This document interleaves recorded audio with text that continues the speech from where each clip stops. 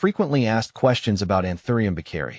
As a plant enthusiast, I found that Anthurium bakeri is a unique addition to any collection.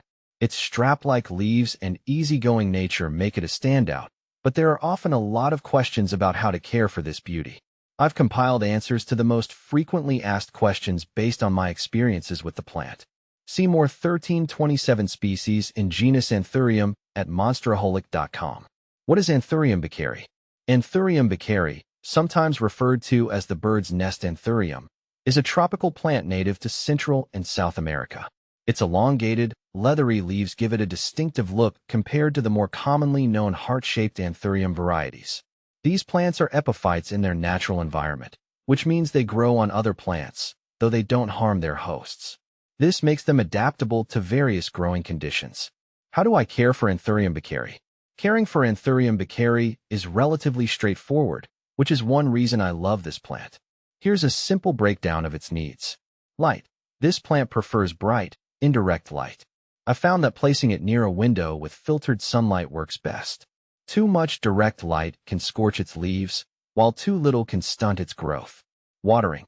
Keeping the soil consistently moist but not soggy is key. I water mine when the top inch of soil feels dry. Overwatering can lead to root rot, so it's crucial to let the soil dry out between waterings. Humidity. As a tropical plant, Anthurium bakeri thrives in high humidity. I often mist it or use a humidifier nearby, especially during the winter months.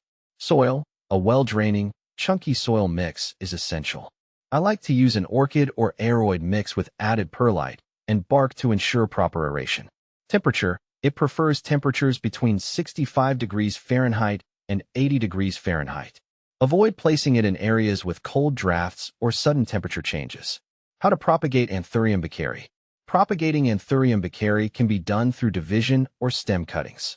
I've had success with both methods.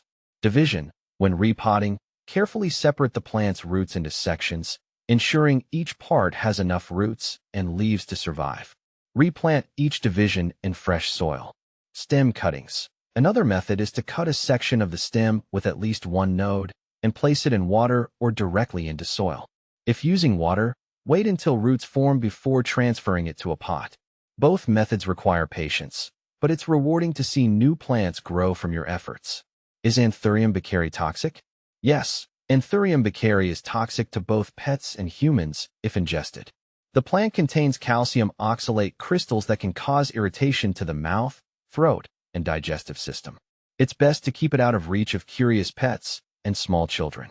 However, I found that the toxicity is usually only an issue if the plant is chewed or consumed.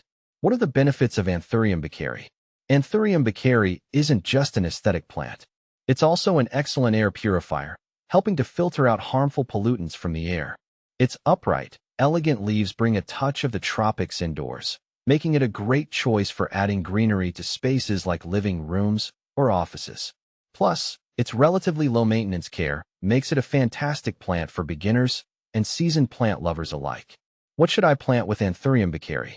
Since Anthurium bakeri thrives in humidity, pairing it with other tropical plants can create a stunning indoor jungle effect. I like to plant it near philodendrons, ferns, or even other Anthurium varieties. They all share similar care needs and complement each other visually.